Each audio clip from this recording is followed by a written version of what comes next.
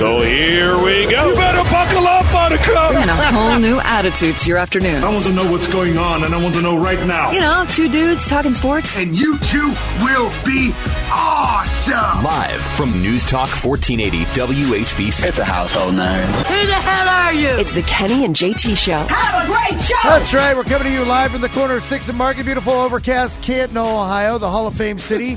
Is 18 degrees. And Kenny, I called Mark Miller earlier today. Yeah. I had my day all scheduled. Ready to go over to the Pro Football Hall of Fame. Want to see that Patrick Mahomes helmet. Didn't come. Didn't arrive. No. Was the weather a factor? Maybe. Yeah, it broke again. There goes my day. How's your day going? Oh, well, got a tooth pulled yesterday. Yeah. That's always fun, especially when it's way, way, way in the back and everything like that. A friend of ours from college, Dr. Thomas Bilski, is my dentist, has been for many, many years. And I'll throw this out to our listeners right out of the gate. As a kid, I was petrified of the dentist, dude. I hated going to the dentist. Now, maybe that had something to do with how many cavities I had, that drill sound. I had braces, and I had all kind of problems with my teeth. But I hated going to the dentist as a kid, and I had that phobia even growing up as an adult. I hated going. But with Tom, Dr. Tom, this guy, you know Hermie on Rudolph the Red-Nosed Reindeer? I want to be a dentist. That's all I ever wanted to do. He loves this stuff.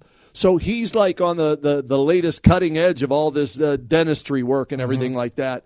And, dude, he got in there and numbed me up. I didn't feel a doggone thing. He took the drill, cut it into 3 pieces, pulled each one out, stitched me back up, and I was out like in an hour, man. It was unbelievable. And, yes, you know, there's some natural pain because they're poking and jabbing and pulling on your bone and all that stuff, pull the tooth out. But I'll tell you what, man, for, less than, a little over 24 hours, I feel pretty good. I think I'll make it through the show today, no problem, as long as it doesn't start bleeding again. But he put some kind of collagen plug in there to lessen the bleeding and heal quicker and all this stuff, man. I could never do it. I could never be a dentist, but God bless him, man. Well, it hasn't slowed you down too much. And you know what it does? It just goes to show you where technology has gone, because you and I are basically the same age, and you go back to when we were kids, and the reason you're probably afraid of the dentist is because the techniques were very painful back then. It's nothing compared. You go to the dentist now, they numb you up, they give you that shot. You don't even feel it. Next thing you know, you're walking out of there, man. Kudos to my guy, Georgie. I mean, I still call him Georgie. And they take good care of you, and you don't really have to be afraid of the dentist. It pales in comparison to go to the doctor's office. You don't know what the heck they're going to do to you. Well, that's just it. We'll throw the question out. Your fear. Do you fear going to the dentist more or the doctor more? For me, it's always been the dentist, with the exception now of Dr. Tom Bilski. And how about this? They put a numbing gel on you before they shoot the Novocaine in. The lady goes, "Which flavor would you like?" Nice. I'm like, what? What are your choices? We had cherry, I think it was strawberry, and pina colada. Oh, I said, give me the pina colada. Are you kidding me? I love pina coladas when I'm in the dentist chair. And so she put that on and numbed me up, and he came in, numbed me up even more and everything. And the only good thing about getting the tooth pulled is this. I do not feel guilty about my diet today because I'm only allowed to eat mashed potatoes, pudding, Jell-O, and ice cream, basically, for 2 or 3 days, soft stuff. So I loaded up. I went to Drug Mart today, JT. I got me some snack pack pudding. I got me some cherry Jell-O. I got me some ice cream. I'll make me a chocolate milkshake here sometime during the show and everything. That's the only good thing about getting your tooth pulled. Yeah, that technology's come a long way since the time we were kids. You know, you talk about the dentist, you talk about the doctor. How about the eye doctor? I mean, when we were kids, there's no such thing as LASIK. Now they can correct your eyesight like that. They can get you a tooth pulled. You don't even feel it. I mean, when I had mine yanked, what was it, 2 years ago? I felt so good I thought I could do the show, but you can't, like you said yesterday. There's no way you can talk with all that crap coming out of your face. It's coming out of your face. That's the worst thing. The taste of the blood coming out from the gauze and all that stuff. That was the worst part. I didn't sleep well last night because of that. Not because I was in a lot of pain. It was because of that. But today, he told me, he said, a little over 24 hours, do this, and this. You shouldn't have a problem. And so far, knock on wood, it's worked out well. So I'm ready to go and take it through till 7 o'clock, hopefully. It's tonight. amazing, too, when you start considering the things that we do for a living. And people always ask us, man, it must be hard to get in there and talk for 4 hours. And it is to talk 4 hours in sports and not beat the same horse. Are we allowed to say that, or is that against Peter? Well, okay, you know what that. I mean. Yeah. Staying the same stuff and being all negative about our favorite sporting teams. And it's hard. And you keep bringing up different ideas. And how can we fix the Browns, the Guardians, the Cavaliers? But you know what else is harder? Could you imagine being a dentist, and you were probably one of his first clients, I would imagine, and doing that all day? He loves it. It's amazing. Dude, he was a wingback when we played at Baldwin Wallace. He's a year older than me, 2 years older than you. He was on our football team. And he was a hell of a receiver. He was a really good receiver. But we knew back then. He's like, nope, this isn't my calling. And not too many guys go pro from Division III. But he knew he was going pre-med. He was going right to Ohio State. He was going to become a dentist. And he did. And you know what else? He was a two-sport star at BW. Baseball, He was too. a hell of a baseball player, man. He could hit the crap out of baseball, man, for the baseball team. So, and you know what else pisses me off? And he speaks all over the place. He's got his hair. He's a dentist, and he speaks all over the place. He's got his hair. He's got perfect hair, man. Yeah. He's got a full head of hair. He's got a nice smile. Now, let me ask you this. If you're a dentist, you have to have a nice smile, don't you? Don't I you? mean, I think you do. It's like, do you trust a skinny chef, or do you want a chef that has a little weight on him because he does. He's got great hair. He's got the perfect smile, and all that. And he does. He's got great hair. He's got the perfect smile, and all that. So, Dr. Tom, God bless you. Thanks. And let's talk about the Browns now, JT, getting rid of some coaches today. They did get rid of some coaches today, but the coaches they got rid of, we don't really know what they did. I mean, you're a running back job for the Cleveland Browns, and you've got Nick Chubb. How hard is your job? Yeah. When you're an offensive coordinator and you don't call the plays, I mean, we consider the fact that an offensive coordinator should call plays, unless, of course, you're with the Cleveland Browns or the Ohio State Buckeyes. Maybe that's not the job of the offensive coordinator. We saw the offensive coordinator in Pittsburgh get fired. He was calling the plays. Right. I don't know what Alex Van Pelt does for a living. I'm going to throw this your way. You tell me if you think this may be the reason why he got fired. He doesn't call the plays during game day. He helps in the game or quarterback during the week, supposedly. But as a former quarterback, wasn't he charged with developing the quarterback room? Wasn't that part of his duties? I don't know. And with how bad DTR looked and PJ Walker and that, maybe they didn't like the way he developed the quarterbacks and got rid of them? I'm not sure I think they have a quarterback coach. I know Deshaun Watson has his own quarterback coach. Right. But so that's I don't know. That's Deshaun's. I That's don't what I'm know. wondering. I don't know. Okay. All right. Is it really that big of a deal if he's not calling your plays, No, firing Alex but Van Pelt? I don't think so. It might be a big deal because of this. What? Maybe they want to hire someone to call the plays. So you're saying they got rid of him to bring in somebody who maybe is available now to call plays? Possibly. All right, let me read you what Darryl Ryder just sent out. Did you have D on yesterday? Yes. Was Darryl on with you yesterday? Okay. Mm-hmm. He does a great job, obviously, covering. He said this on Twitter today. 2 names the Browns might be interested in with ties to Deshaun Watson. Tim Kelly, Titans offensive coordinator, and Carl Smith, Seahawks associate head coach. Kelly was Texans OC from 19 to 21. Yes. And Smith was Watson's quarterback coach in 2019. Yep. So he gave 2 names right there to keep an eye on, Tim Kelly and Carl Smith. So if that happens, Darryl, you the man. Absolutely. The first thing that popped into my head was this. You're going to spend all that money on Deshaun Watson, and you've got an offense that obviously he doesn't really warm up to. I haven't seen it. I mean, a couple of times he's had good games, and we're going to keep going back to say, oh, what were they? We know what they were, and there weren't that many of them.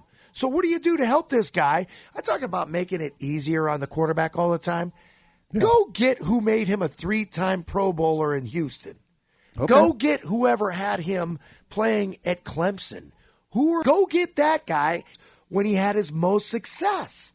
Go get that guy, and let's see what we've got in this kid, because I got news for you. If you don't figure it out next year, I don't know what direction this team can take. The clock's ticking on that trade, isn't it? I mean, the OIC factor, only in Cleveland factor, right?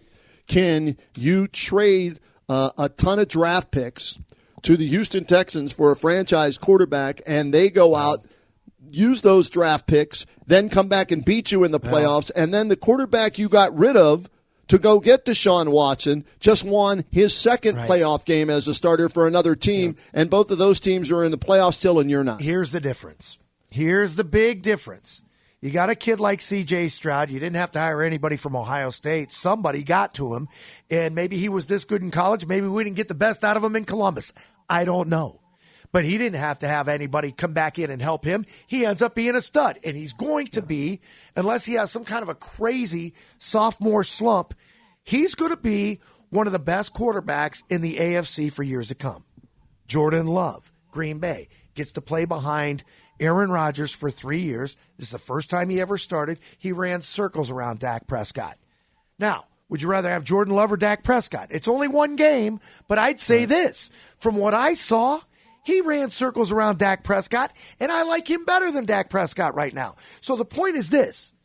Young quarterbacks like that, you didn't have to go out and hire a new offensive coordinator. You didn't have to go back and get what we've seen, and I think we know the reason. For whatever reason, from what we've seen, and I think we know the reasons, guy didn't play for 2 years. You spent a ton of money on him. Yeah. Could his best days be behind him? You hope not, right? Well, our Dak Prescott's back. Now, Dak Prescott 3 weeks ago, we're talking about MVP. Until you break down the schedule and you play the schedule game and see all the stiffs that he beat, right? Now, all of a sudden, you play the better teams like San Francisco and even Green Bay, who was a 7-point underdog, and they had their way with you. I don't know, but, I mean, all I can tell you is this. You got a guy like Justin Herbert with the Chargers. He hadn't won anything either. I mean, everybody considers him a great talent in the NFL until you're a Chargers fan and you say, hey, man, we don't even get a wild card with this guy? Yeah, I still like him, though. You know why you like him? No, you wouldn't. If you had him on your fantasy football team, I'm telling you. And I know it's not the fair thing, but I'm telling you this much. You can tell the numbers that he's putting up. Now, that team had a lot of injuries. So did the Browns. Joe Flacco outplays Justin Herbert. Yeah, Come on. He did. Well, he did for 5 games. Now, what if he would have had to play all 17 games? I think you might have seen more of what you saw in the playoffs from Joe Flacco. Justin Herbert is so bad, I benched him and played Dak Prescott. Wow, you had both of those. Yes. Wow. Okay. And lost the first round of the playoffs just like Dak Prescott did. Yeah, dude. Because they don't show up in the big games, Kenny. Yeah. You know who the big game quarterbacks are? Yeah. The first-round picks that are in the final 8 teams that are still alive in the playoffs. All first-round picks, right? Yeah. The exception of Brock Purdy. Yeah, because he was Mr. Irrelevant. He's the system guy. He's fits into their system nicely. I look at it from the standpoint of Mason Rudolph, Kenny Pickett, and Mitch Trubisky. I would take Herbert. I would take Dak Prescott in Pittsburgh, both in a heartbeat because their quarterback situation is bad. so dismal. It is bad there. But then again, what are you going to do when guys are ranked that high and you take a flyer on a guy like Sam Darnold, he ends up being a stiff. You end up going after Carson Wentz, he ends up being a stiff. You end up going after a guy like Johnny Manziel, he's a stiff. I mean, it's a roll of the dice. Nobody knew that C.J. Stroud was going to be the best quarterback, better than Bryce Young this year. Well, a lot of people were shocked that Stroud didn't go number 1. Right? And the Texans were thrilled that the Panthers, picked Young because they heard rumblings that, Carolina, they didn't think they were going to get him, but they stood pat because they heard rumblings that, Carolina was going to and it worked out for them. And then they were able to not have to give up any draft picks and lose, other players to continue rebuilding that franchise. Right. And right now, here they are. They're on a nice trajectory moving forward. Right, but there's still no guarantees. And a team that went 3-13-1 last year ends up winning their division. It's unheard of. We've never seen it before. A rookie coach and a rookie quarterback have never won their first playoff game together. I mean, the stars align. That team's playing out of their minds, and they're really good. Now, I don't know if you saw this or not, but yesterday we were talking about that game, and when we signed on at 3 o'clock yesterday, the line in that game was 9.5. It went down to 7.5 like that. Really? People jumping on the Texans? I haven't checked it today. Yes. Wow. Okay. Now I'm looking at it today. Yeah. Back up to 9. Okay. Yeah, so the money's coming in. It's fluctuating on where that money's going, and thus the spread, is adjusting because of it. There's another way you look at this game, too. And we saw it with the Browns maybe to an extent. And again, and I know you don't like to use the injury excuse, but I look at it and say, there's no way when you get to the better talent and you're playing in the playoffs that you can afford to make as many mistakes as they made and win a game, especially when you don't have your best talent. But the thing is this, when you consider this game traveling and moving forward in a team like Baltimore, I think at times, as we saw on the Browns and some of these other teams that had the availability to rest their players, they didn't play well in the divisional round. And the Baltimore Ravens, for all intents and purposes, now have taken a couple of weeks off because they had a bye week and didn't play Lamar Jackson the week before that. Yeah, here's the reason why I'm staying away from the Baltimore Texans game. I'm not betting any money on it because I'm not sure because of this. Lamar Jackson has one playoff win. As good as he's been, he may be a 2-time league MVP after this season. Baker Mayfield has more playoff wins than Lamar Jackson. Yeah. And, C.J. Stroud has just as many playoff wins as Lamar Jackson. Yeah. So, and because of that layoff, like you said, and Lamar's, inability to win big games, I'm staying away from that game completely, and I'm staying away from the Kansas City game as well. I think in the NFC, I'm locked in. I'm golden on San Francisco winning. And what's the other matchup? Tampa's at Detroit. I like Detroit in that game, too. The problem is it's harder and harder to handicap because of the blowouts in the wild card round, and now you don't know what to expect. And there are really big lines in these playoff games. I don't know what to expect. I mean, is Baker Mayfield going to have it as easy in Detroit as he did at home against the Eagles? That team's terrible. I don't know what happened to that team. I don't know if they just got old overnight or if it's poor coaching, because I was watching some of the breakdown, and they just didn't have an answer for a 7-man rush, and they never adjusted to anything. So, I mean, when Jalen Hurts didn't have time to breathe and he lost his number one receiver in A.J. Brown, there was no chance for him to complete any passes. I don't know if they'll be able to have the same amount of success against Detroit as they did against the Eagles. Is that game for real? Here's where, as a gambler now, I failed miserably in the wild card round. I did not take into account the stretch run, meaning who played well, who did not play well during the stretch run, right? The Eagles, they lost 6 of their last 7. It was 5 of 6 going into that game. So, as Charles Barkley likes to say, after the first quarter in that game, it was 1-2-3 Cancun because they knew they were going on vacation, right? And the same, when you look at how well Detroit has played as of late. They should have beat Dallas after that BS call that overturned the 2-point conversion, and they're a division champ. And, they only won by 1 point, but they won. And so, you look at those games and you just go, watch who they play and how they play in the last 4 or 5 games. I think that affects the playoffs. Yeah, but you also got to take into account that the Philadelphia Eagles were in the Super Bowl last year, and they were 10-1 at one point in time this season. Yeah. And what the heck happened to that team? Maybe they thought, they were just going to get back there, no problem. Oh. And maybe they had some internal stuff like the Steelers did. Who knows? But, they're done. When they went 10-1, the odds on them winning the Super Bowl were great, so I jumped on it. Yeah, I lost out about probably $100 on that. You get to this point in the playoffs, if you can't run the ball, we talked about this yesterday, if you can't run the ball in the playoffs, your chances to win, I think they really evaporate drastically. And it's harder to win in the playoffs if you don't play great defense and can't run the ball. And getting back to the coaching change with the Browns, and now we lose a running back coach and an offensive coordinator. But did you realize that Kevin Stefanski, if he still is named, and I don't even know when these awards come out, if he ends up being coach of the year, do you realize I believe he's the lowest paid head coach in the league? I did not know that. Kevin Stefanski, I believe, makes about $3.5 million a year.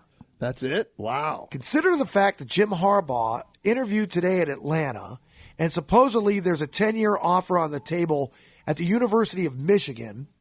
If he ends up going back there, we don't know what's going to happen. But apparently they've been saying that there's an offer on the table, or they're trying to get an offer on the table in Michigan to pay him about $12 million a year. Okay. If he goes to the NFL, somebody's going to have to pay him at least that much, don't you feel? Well, yeah. And what he's doing is he's using that offer at Michigan to drive his value up in the NFL. And supposedly, the one thing he wants as part of that deal, along with the money, is that he cannot be fired based on what the NCAA does to Michigan with this current investigation. Right. He doesn't want to, sign this contract and then they say, well, and then they fire him. So he's using all that to drive his value up. And the other thing he said was this, too. I mean, the NFL came out and said that if there's anything that comes down from the NCAA, that the NFL would in turn then respect their wishes and probably not let him coach there or whatever. But here's my point. When you start looking at the highest paid coaches in the league, the number one highest paid coach is also the general manager, or was, of the New England Patriots. Belichick made $20 million last year. Ooh, Sean Payton at $18 million. Pete Carroll, $15 million. What do those top three coaches have in common? They all got fired? None of them made the postseason. Okay. Now, Pete Carroll got fired. Belichick got let go. Sean Payton, it's his first year. There. But Sean McVay follows then at $15 million, and he should be paid that much because of why? He won a Super Bowl. And then it's Mike Tomlin. He's right after that at number 5. He won a Super Bowl. Then you've got Andy Reid, John Harbaugh, Kyle Shanahan, Josh McDaniels getting paid, and then Mike Vrabel made $9.5 million. It's your top 10. Yeah. So we'll see. What do you think Stefanski deserves? If he's only making 3.5, if you're going to say, if you're the Browns and you're going to sign him to a contract extension this offseason, what are you offering him? Well, I'm looking at the lowest paid coaches, and one of them in the last 5 coaches is Matt LaFleur, who coached circles around McCarthy, right? Right. He's making $5 million. Okay. Now, I don't know if that's his first contract. He hasn't been extended yet. We know that Stefanski's on his first contract. If he gets extended, it's got to have to be more than $5 million, don't you think? I think they'll double his salary. It has to be. I think they'll pay him at least $7 million a year starting in his first year, and I think there'll be increases and bonuses tied into it. I'm fine with that. Okay, now let me throw something. That's good, right? 2 out of 4 years he could be Coach of the Year. Does it concern you at all that in the last 2 years, JT, right? Mm-hmm. He's fired his defensive coordinator, his special teams coordinator, and now his offensive coordinator. No, because those teams got better. Didn't the special teams get better? Didn't the defense get better, we think, even though they didn't travel? Okay, all right. I'm just saying. I mean, these are guys he picked, and he's firing them. Or do you think maybe he was told he had to fire the guys based on the analytics and the people in the front office using analytics with the offense because that was the weak part of the team? I don't think so, Kenny. And the reason I say that is because I think when they look back on this season, they're going to say it was a season of success. Or, I mean, do you really think Jimmy Haslam looks at him and goes, 11-6, we could have been better? No, 11-6, I look at it and say, we should have been a hell of a lot worse. Okay.